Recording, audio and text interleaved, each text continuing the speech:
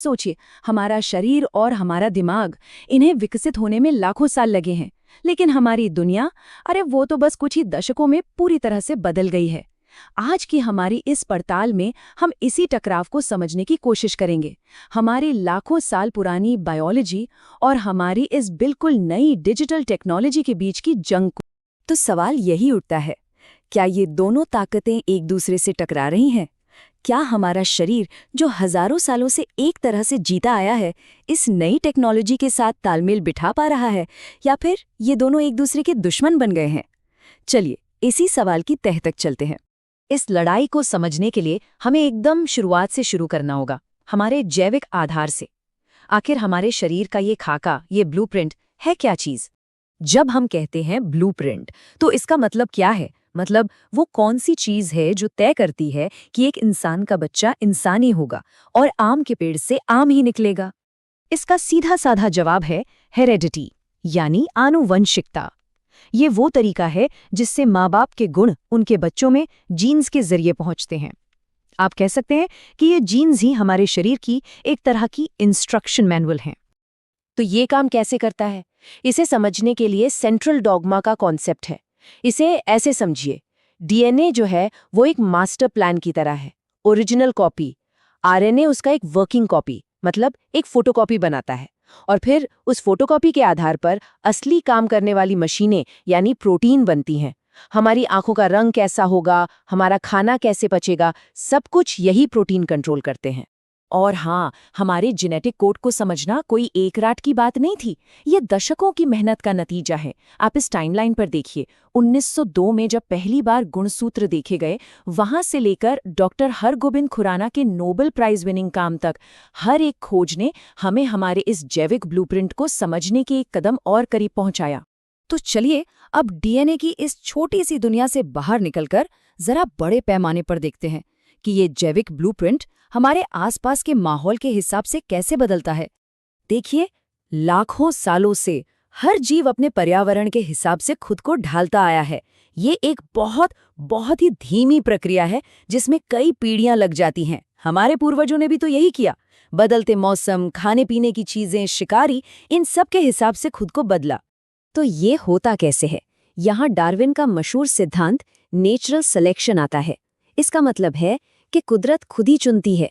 जो जीव अपने माहौल में फिट बैठते हैं वो जिंदा रहते हैं और अपनी नस्ल आगे बढ़ाते हैं। जो नहीं बैठते वो धीरे धीरे खत्म हो जाते हैं। और आज हम जानते हैं कि यही सिद्धांत सबसे ज्यादा सटीक है। लेकिन हमारे लिए पर्यावरण का मतलब सिर्फ जंगल, पहाड़ या मौसम नहीं है। जैसा कि वर्ल्ड हेल्थ ऑर्गेनाइजेशन भी कहता है, हमारी सेहत सिर्फ शारीरिक नहीं बल्कि मानसिक और सामाजिक रूप से ठीक होने पर भी निर्भर करती है। मतलब हमारे रिश्ते, हमारा समाज, ये भी हमारे पर्यावरण का एक बहुत जरूरी हिस्सा है।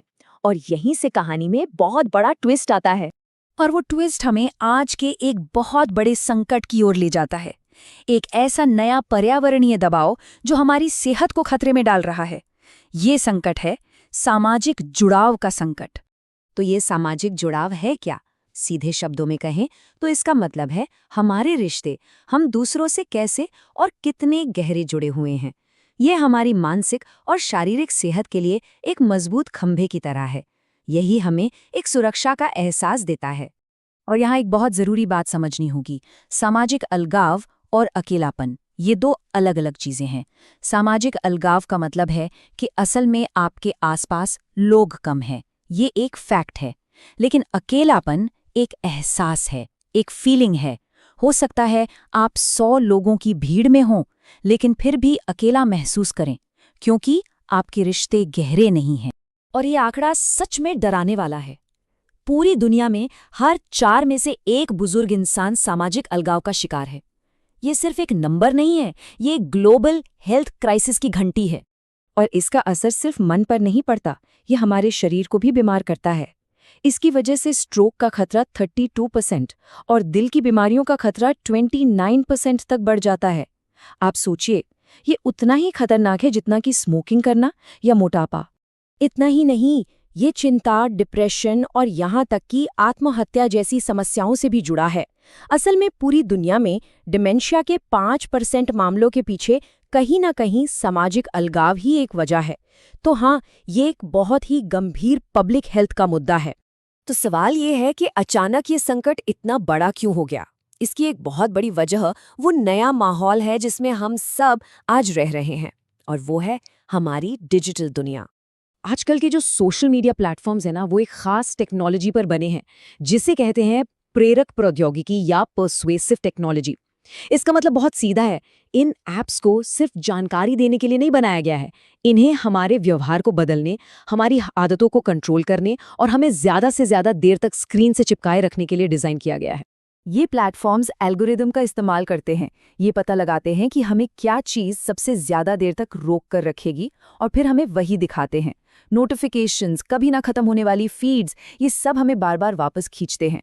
और फिर शुरू होती है डूम स्क्रोलिंग, जहां हम बिना सोचे समझे बस नेगेटिव कंटेंट देखते चले जाते हैं। अब ये समस्या इतनी बड़ी हो गई है कि सरकारें भी एक्शन में आ गई हैं। जैसा कि आप देख सकते हैं, अमेरिका में बच्चों को ऑनलाइन खतरों से बचाने के लिए कई कानून लाए जा रहे हैं। ये कानून उम्र की जांच से लेकर नशे की लत लगाने वाले एल्गोरिदम पर रोक लगाने तक हर पहलू पर ध्यान दे रहे हैं।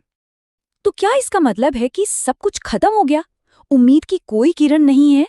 नहीं, ऐसा बिल्कुल नहीं है। किसी भी समस्या को पहचान लेना उसे सुलझाने की तरफ पहला कदम होता है। तो आगे का रास्ता क्या है? हम इस चुनौती का सामना कैसे कर सकते हैं? देखिए, इसका समाधान किसी एक के पास नहीं है। हमें 3 लेवल पर एक साथ काम करना होगा। पहला, सरकारें, उन्हें सख्त नियम बनाने होंगे। दूसरा, टेक कंपनियां, उन्हें ऐसे प्लेटफॉर्म बनाने होंगे जो लोगों की सेहत को मुनाफे से ऊपर रखें। और तीसरा और सबसे जरूरी, शिक्षा।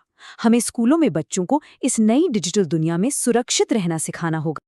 और ये हमें एक आखिरी सवाल पर लाकर छोड़ता है, क्या डिसेंट्रलाइज्ड प्लेटफॉर्म्स, यानी ऐसे प्लेटफॉर्म्स जिन पर किसी एक कंपनी का कंट्रोल नहीं होता, क्या वो एक बेहतर भविष्य का रास्ता हो सकते हैं, या फिर वो अपने साथ कुछ नई मुश्किलें लेकर आएंगे? सवाल ये है कि हम अपनी लाखों साल पुरानी बायोलॉजी और इस बिल्कुल नई टेक्नोलॉजी के बीच एक सही संतुलन कैसे बना सकते हैं? और यही आज के दौर का सबसे बड़ा सवाल है।